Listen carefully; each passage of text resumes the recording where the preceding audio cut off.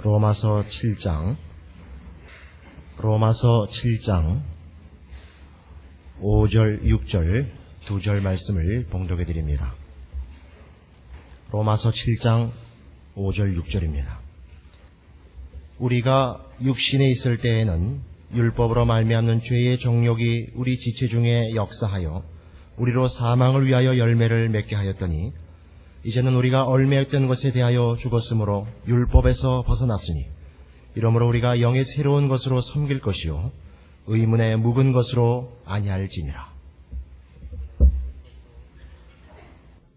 로마서 7장 4절에서 이미 우리는 신자란 율법과 결별되었고 예수 그리스도와 연합된 자라 하는 이 7장의 가장 중요한 요점을 확인했었습니다.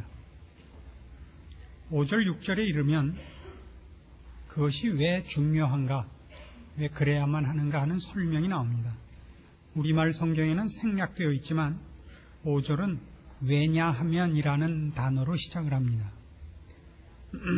왜냐하면 우리가 육신에 있을 때에는 율법으로 말미암는 죄의 정욕이 우리 지체 중에 역사하여 우리로 사망을 위하여 열매를 맺게 하였더니 이제는 우리가 얽매였던 것에 대하여 죽었으므로 율법에서 벗어났으니 이러므로 우리가 영의 새로운 것으로 섬길 것이요 의문의 묵은 것으로 아니할지니라, 이렇게 나오는 겁니다.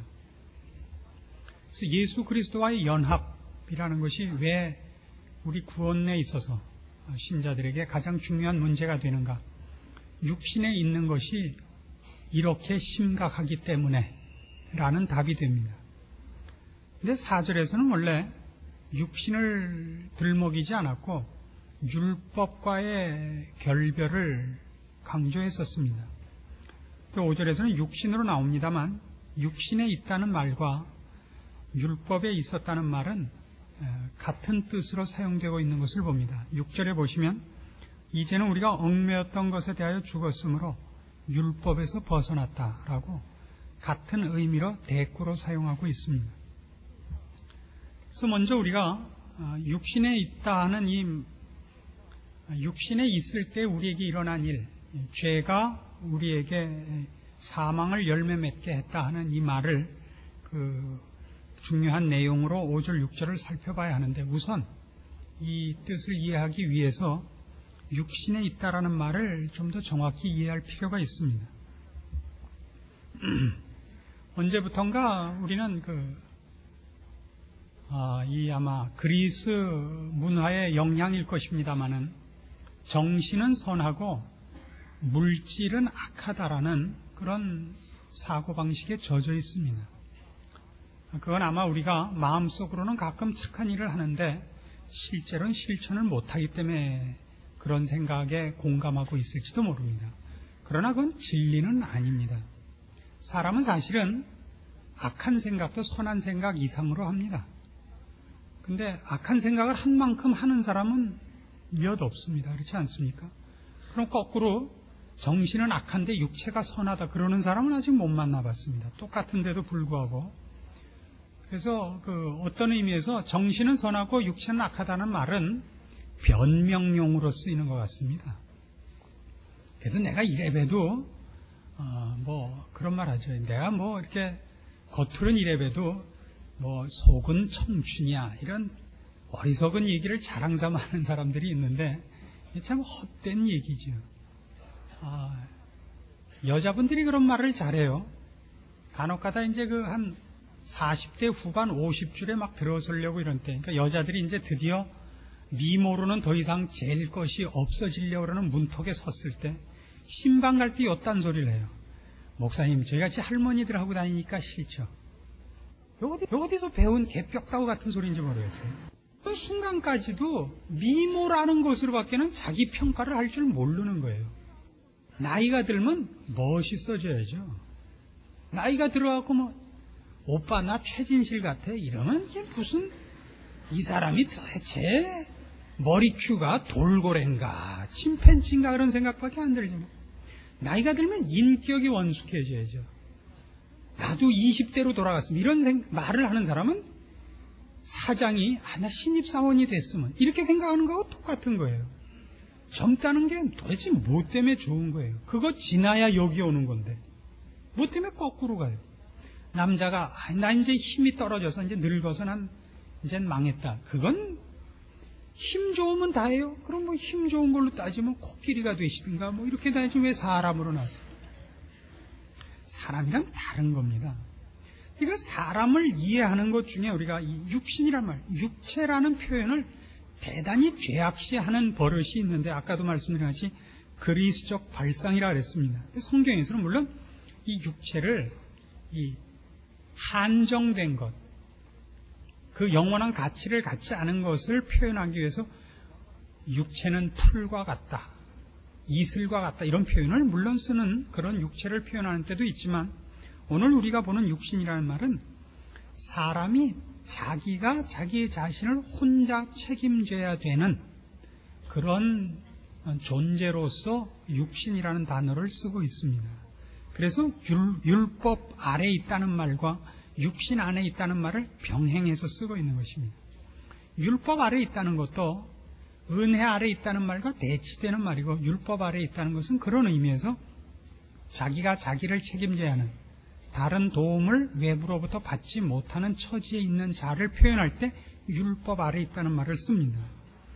그래서 이거는 8장 4절에 가시면 그래서 이 육신이라는 말을 이 육체라는 표현을 쓰는 것이 아니라 그런 표현, 어떤 원리하에 있는가, 어떤 체제 아래에 있는가의 상징적 표현인 것을 증명합니다. 8장 4절 육신을 쫓지 않고 그 영을 쫓아 행하는 우리에게 율법의 요구를 이루어지게 하려 하심이니라. 육신을 쫓는 자는 육신의 일을, 영을 쫓는 자는 영의 일을 생각한다. 이렇게 영을 쫓는 자, 육신을 쫓는 자 이렇게 얘기합니다. 8절 육신에 있는 자들은 하나님을 기쁘시게 할 수 없느니라. 만일 너희 속에 하나님의 영이 거하시면 너희가 육신에 있지 아니하고 영에 있나니 누구든지 그리스도의 영이 없으면 그리스도의 사람이 아니라. 그럼 우리가 육신에 있지 않다 그러면 예수 믿는 자들은 그럼 다 뭐예요? 그럼 다 귀신이에요? 유령이고? 그런 뜻은 아니죠. 지금 영에 있다는 것은 영적 원리하에 있다는 것입니다. 그래서 육신에 속했다, 영에 속했다 하는 말과 결부해서 육신을 죄악시하지 말아달라 이겁니다. 성경이 설명하는 인간을 보면 하나님께서 인간을 지으실 때 흙으로 인간을 빚어서 지으셨다 그럽니다. 그리고 거기에 이제 생기를 불어넣어 우리가 사람이 되었는데, 그래서 인간이라는 존재 중에 이 육체라는 것은 대단히 중요한 것입니다. 육체를 죄악시하는 것은 우리가 그동안 살아오는 동안에 죄인으로 태어나서 이 육체가 한 번도 선한 일에 그 도구로 사용한 적이 없기 때문입니다. 예수를 믿기 전에 인간은 어쨌든 그가 그때까지 살아오면서 경험하고 쌓아놓은 모든 것이 죄를 지은 것밖에 없고 그 죄를 이 몸뚱아리로 지었기 때문에 육신이라는 표현으로 쓸 때는 그가 죄를 지은 그리고 죄를 따라 산 것의 대표적인 그 표현으로서 육신, 육체 이런 말을 쓸 뿐입니다. 그러나 성경은 육체를 죄악시하지 않고 이 육체가 없어질 것, 그리스적 사고방식에 의한 영이 갇혀있는 육체로부터 물질계로부터 해방되는 것 같은 식으로 설명하지 않습니다. 사람은 죽으면 흙으로 돌아갑니다. 그럼에도 불구하고 그럼 죽었으면 이제 그 사람의 모든 존재가 끊기고 이제 죽어서 생명이 끊어졌는데도 불구하고 그 시체를 인격과 결부해서 표현하는 걸 잊지 마십시오. 죽었어도 이건 누구라 그러지 이건 흙이라 그러지 않습니다. 죽었어도 시체를 가르쳐서도 그리고 그 시체가 다 썩어서 뼈다구만 남아있어도 이건 누구라 그래요. 그때도 꼭 인격적이라고요. 하다못해 머리카락 몇 개만 남아있어요. 이게 누구의 머리카락이라.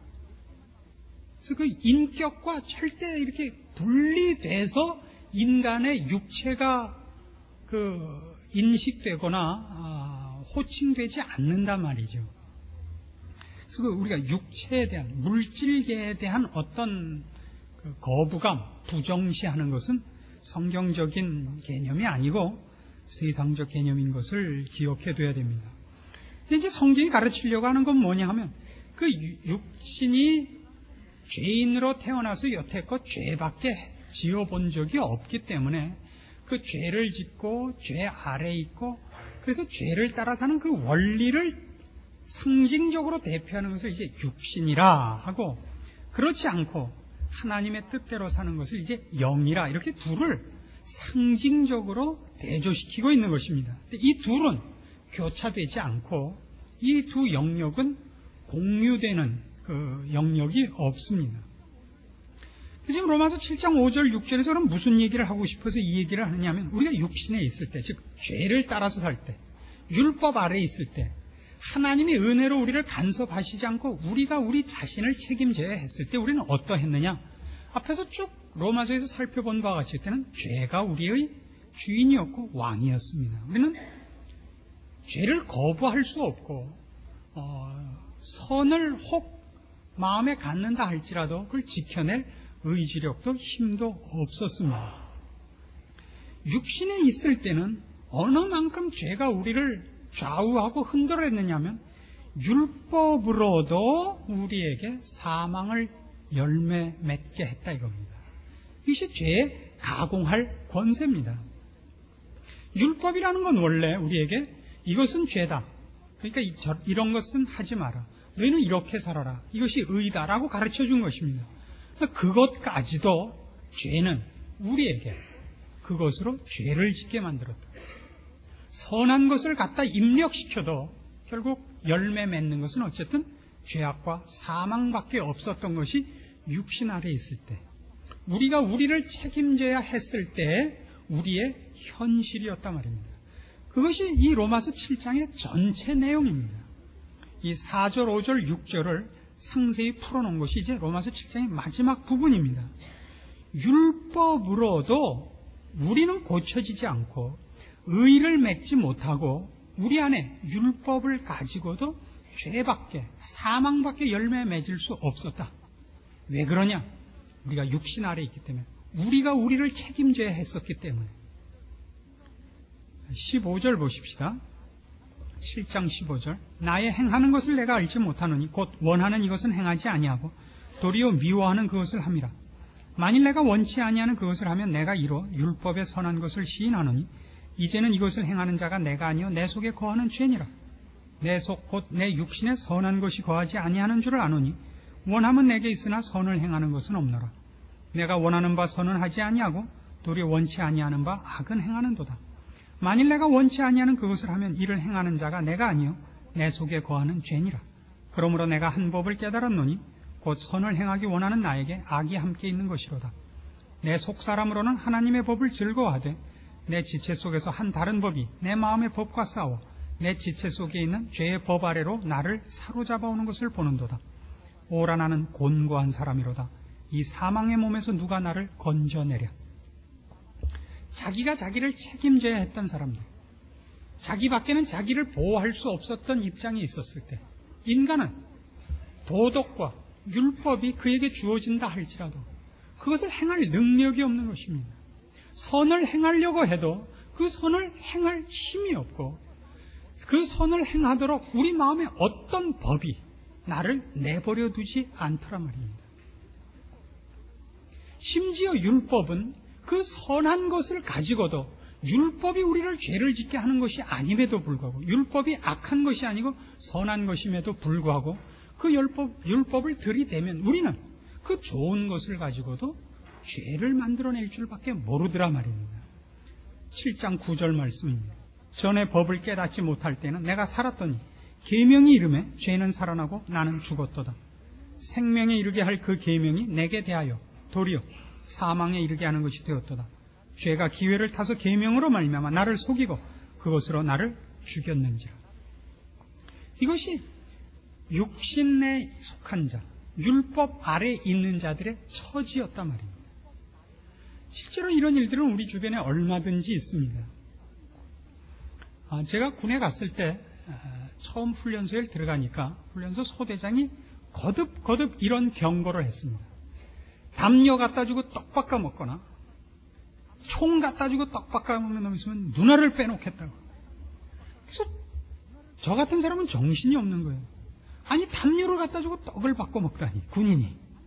총을 갖다 주고 떡을 바꿔 먹다니. 근데 한 2주일쯤 이제 훈련 받고 2주일쯤 지나서 등가죽하고 배가죽하고 늘 붙어 다니니까 배가 고파 죽겠으니까 눈깔이라도 빼가지고 떡을 바꿔 먹게 생겼더라고요. 하지 말라고 가르친 것이.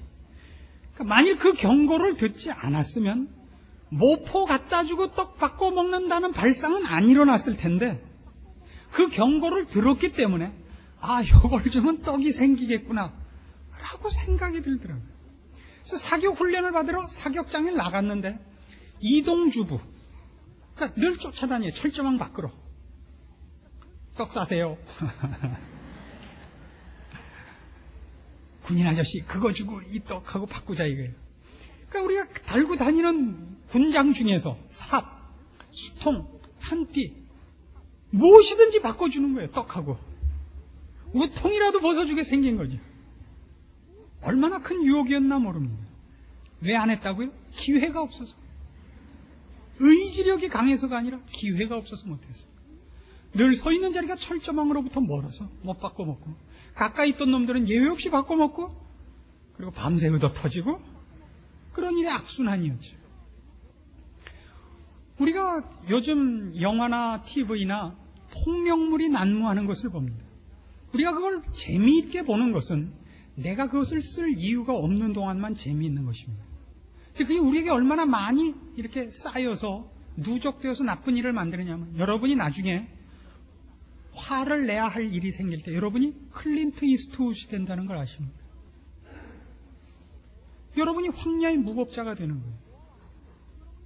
여태껏 보아왔던 것이 여러분이 그걸 사용할 필요가 없을 때는 즐기는 오락에 불과했었던 것 같지만, 분노를 터뜨리면 여태껏 보았던 모든 것이 갑자기 여러분의 무기가 되고 방법이 되어 여러분 마음속에 있는 어떤 악한 원리와 함께 여러분을 충동질하여 걷잡을 수 없는 자리에까지 여러분을 밀어넣는 것입니다. 요즘은 미국 영화들을 보면 어떤 욕들은 그냥 예사 낮춤 정도로 된 게 많아요. 그래서 요즘은 조금 없어졌습니다만 저희가 클 때는 이런 욕이 많았어요. 누구를 부를 때마다 새끼라는 말이 꼭 붙곤 했어요. 그죠? 친구들끼리도 누구 새끼야였어요. 그때는 그게 그래서 뭐였냐면 예사 낮춤이었다고요. 욕이 아니었어요. 그래 사실 욕이죠. 너무 흔하게 쓰여서 아무도 그걸 쓰면서 그게 얼마나 나쁜 것인지 스스로 인식하지 못하고 썼죠. 그러면 친구를 부를 때 누구 새끼야 이렇게 불렀으면 욕을 할 땐 그거 갖고 안 될 거 아니에요. 그렇잖아요. 그럼 욕을 해야 될 땐 그거보다 더 강한 걸 써야 되고, 그러면 싸움을 해야 되면 싸울 때 써야 되는 건 욕할 때 써먹었습니다. 싸울 때 써야 하는 건 전쟁할 때 쓸 걸 쓸 수밖에 없잖아요. 우리가 얼마나 많이 자기 자신을 혼자서 책임져야 하는 육신에 거하고 율법 아래에 있을 때 우리가 절망스러운 상태인가를 우리가 인식해야 되는 것입니다. 이것이 성경이 우리에게 가르치려고 하는 거예요. 신자가 됐다는 것이 뭔가, 구원을 얻었다는 것이 무엇인가를 제대로 가르치려면 이걸 알아야 되는 거예요. 오호라 나는 곤고한 사람이거든. 그리고 죄가 기회를 타서 계명으로 말미암아 나를 속이고 그것으로 나를 죽인다는 것을 알아야 됩니다. 우리는 지금 우리가 사는 이 세상 속에서 이런 큰 성경과 가장 반대되는 영향을 받고 있는 것 중에 하나가 교육학인 것 같아요. 교육은 사람은 무지해서 죄를 짓는다고 가르치고, 사람을 교육시키고 계몽시키고, 그리고 그에게 좋은 환경과 조건을 제시하면 고쳐질 거라고 자꾸 얘기를 하는데 그렇지 않습니다. 죄는 어디서부터 시작됐느냐 하면, 그러니까 타락은 제일 좋은 환경에서 시작이 되는 겁니다. 낙원에서 시작이 되는 거예요. 에덴 동산에서, 아무런 나쁜 조건 없는 곳에서. 여러분이 잘 보시면 인류가 이 지구상에 사는 중에서 범죄가 제일 많은 데는 언제나 환경이 좋은 곳입니다. 자연과 싸워야 되는 곳에서는 범죄가 적습니다. 자연과 싸울 필요가 없는 곳에서 범죄가 훨씬 많습니다. 그래서 우리가 어떤 사람을 교화시키기 위하여 조건을 좋게 만들어주고 환경을 개선한다는 것은 좋은 방법이 아닙니다. 그래서 끊임없이 교육계에서는 인간을 인간답게 대접하자. 그것이 죄를 줄이는 일이라고 가르치고 있습니다. 그 인간답게라는 건 뭐냐면 인간의 선행을 격려하고 그가 악행을 저지르는 것은 말하자면 반발심이다 이겁니다. 그러나 사람은 좋은 일에 대하여 반발심을 갖고 있고 자기가 억울하다는 데 대해서 반발심을 갖고 있는 것이 아니라 모든 선과 의와 진리에 대하여 반발을 갖고 있는 겁니다. 하나님에 대한 반발심이 인간은 공통적으로 있습니다. 공통적으로. 그래서 모든 불신자들이 기독교 신자를 향하여 불평하는 것 중에 최고가 이거 아닙니까? 왜 너희만 옳으냐 이거예요. 왜 너희만 옳으냐. 이건 마치 뭐와 같으냐면 시험 봤는데 정답 쓴 사람 맞다 그러고 틀린 사람 틀렸다고 했는데 틀린 건 똑같이 틀리지 않죠. 정답이 12면 틀린 놈은 9, 8, 16 이렇게 써서 틀렸을 거 아니에요. 틀린 놈 모두 뭐였어? 왜 너 하나만 정답이냐. 그런 거랑 똑같은 우스운 얘기인데 수학에서는 그걸 인정하고 이런 진리, 더 큰 진리에서는 사람들은 인정하지 않습니다. 자기네들 숫자가 더 많아서일 겁니다. 그래서 우리는 이 도덕적인 교육의 한계와 사람이 이 육신에 거하고 율법 아래 있을 때의 절망감에 대하여 아주 뼈저린 인식이 필요합니다. 마태복음 6장에서는 이런 좋은 교훈이 나옵니다.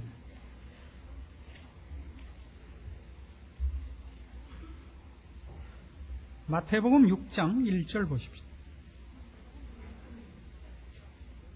사람에게 보이려고 그들 앞에서 너희 의를 행치 않도록 주의하라. 그렇지 아니하면 하늘에 계신 너희 아버지께 상을 얻지 못하느니라. 신자들이 꼭 기억해야 될 아주 중요한 경고입니다. 우리는 죄라는 것은 더러운 모습을 하고 있고 부패한 꼴로 나타날 거라고 생각하지만 죄라는 것은 그렇지 않습니다. 죄는 형태가 아니고 마음의 상태고 마음의 경향입니다. 이것은 고상하고 명분 있는 데는 끼어들지 않는다고 생각하시면 안 됩니다. 죄는 어느 곳에나 끼어듭니다.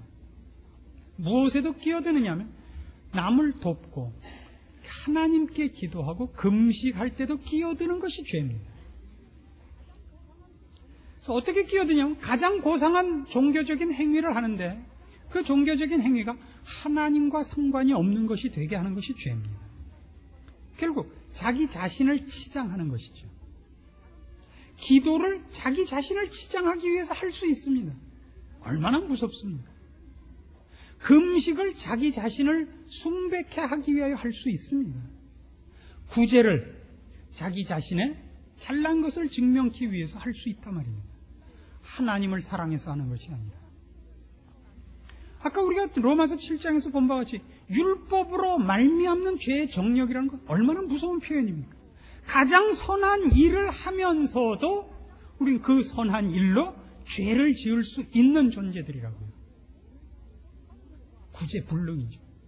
오죽하면 그래서 아까 우리가 로마서 7장에서 보는 바와 같이 사도 바울이 오호라 나는 곤고한 사람이로다 라고 고백을 했겠습니까? 오호라 나는 곤고한 사람이로다. 이 사망의 몸에서 누가 나를 건져내려. 이 자리에 오지 않고는 기독교가 무엇인지 이해가 불가능한 것입니다. 그래서 결국 어디로만 가느냐? 예수 그리스도로 가는 겁니다. 외부로부터의 도움 없이는 우리는 스스로는 자신을 구원할 방법도 자신을 고칠 방법도 없다는 것을 깨닫는 것입니다. 그래서 이 로마서 7장도 보시면 24절에 이 절망에 찬 부르짖음이 어떻게 연결되는가 보세요. 오호라 나는 곤고한 사람이로다. 이 사망의 몸에서 누가 나를 건져내랴. 그게 뭐예요? 우리 주 예수 그리스도로 말미암아 하나님께 감사하리로다. 예수예요, 근본. 그러니까 기독교는 예수를 떠나서 있을 수가 없는 거예요. 왜 예수를 떠나서 있을 수 없냐? 우리는 혼자서는 안 돼요. 그가 어떤 이상을 갖고 있거나 그가 어떤 선행을 하고 있거나 그가 어떤 도덕성에 의하여 고취된 마음을 갖고 있다 할지라도 결국은 그걸로 혼자서는, 그가 육신에 거하며 율법 아래에 있는 처지로서는 혼자서는 그 문제로 절대 영생을 만들어내지 못해요. 그는 그것으로 사망밖에는 만들지 못합니다. 우리가 처한 이 절망을 제대로 인식할 때 우리는 예수 그리스도의 필요성을 알게 되고, 하나님이 우리를 구원하시기 위해 예수 그리스도를 보내셨다는 일에 대한 그 진정한 핵심을 이해하고 감사하게 되는 것입니다. 거기에만 우리의 감사가 있습니다. 성경 끊임없이 우리가 구원을 얻었다는 것이 무엇을 말하는 것인가? 말하자면 내가 다른 사람보다 선해서 선택을 받은 것이 아니라는 얘기를 분명하게 해주려고 하는 것입니다. 그리고 죄 가운데 살고 아직도 죄를 짓고 있는 자들에 대하여 멸시의 눈을 보내지 말라 이겁니다. 혼자서는 그 이상의 답을 만들어낼 수 없기 때문입니다. 우리가 입은 은혜가 무엇인가, 우리가 얻은 구원이 무엇인가를 이렇게 설명하는 것입니다. 그래서 우리는 사실 돌아가서 어떤 결론에 도달하느냐 하면 결국 이 결론의 확인입니다. 로마서 5장 20절입니다.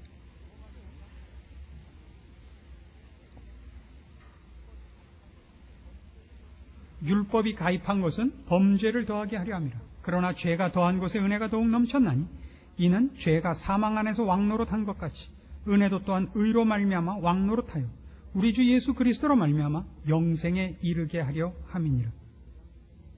이것이 여러분과 저의 처지입니다. 이것이 구원이고 이것이 신자들의 복된 운명입니다. 그래서 우리는 끊임없이 우리가 예수 그리스도와 함께 있다는 것으로 우리 자신을 확인해야 됩니다. 신자들이 구원을 얻고 난 이후에도, 그러니까 구원을 얻지 못한 자들이 자기 자신만 믿고 사는 것은 우리가 뭐라고 할 수 없지만, 구원을 얻고 난 이후에라도 신자들이 자기 자신만 의지할 수 있습니다.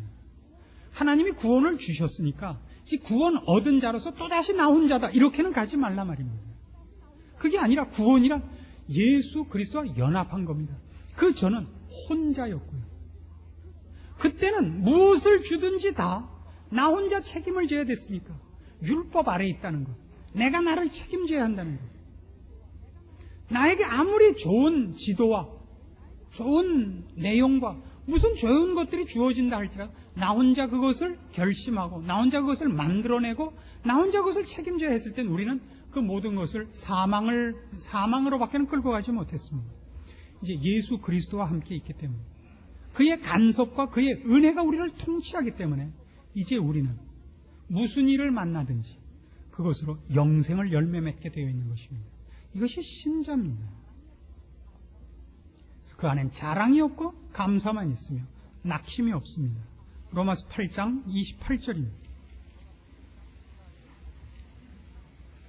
우리가 알거니와 하나님을 사랑하는 자, 곧 그 뜻대로 부르심을 입은 자들에게는 모든 것이 합력하여 선을 이루느니라. 왜 이럴 수밖에 없다고? 그리스도와 연합되어 있기 때문입니다. 그 이전에는 어땠는데요? 우리가 육신 안에 있고 율법 아래 있었죠. 여러분의 구원을 성경이 설명하는 대로 분명히 인식하십시오. 그리고 감사하시고 실패될 수 없는 운명을 갖고 있음을 분명히 인식하시고, 그래서 그리스도와 연합한 여러분의 신앙의 제일 중요한 것, 순종, 거룩 놓치지 말고 수행하시고 열매 맺는 여러분 되시길 권합니다. 기도하십시다. 하나님 아버지 은혜를 감사합니다. 우리를 하나님의 자녀 삼으시고 우리를 주 안에 묶어두셨습니다. 우리가 혼자가 아니며 우리 자신이 우리를 책임지지 않고 우리 아버지께서 우리를 책임지기로 하셨나이다. 그러므로 순종하게 하시고 두려워하게 하시고 그리고 기뻐하게 하시옵소서. 주의 자녀된 우리의 이 복된 운명을 인하여 남은 여생 주의 이름에 부끄럽지 않게 살다가 주 앞에 서는 날 칭찬과 영광 속에 그리고 감사와 찬송 속에 다 서게 하시옵소서. 예수님의 이름으로 기도합니다. 아멘.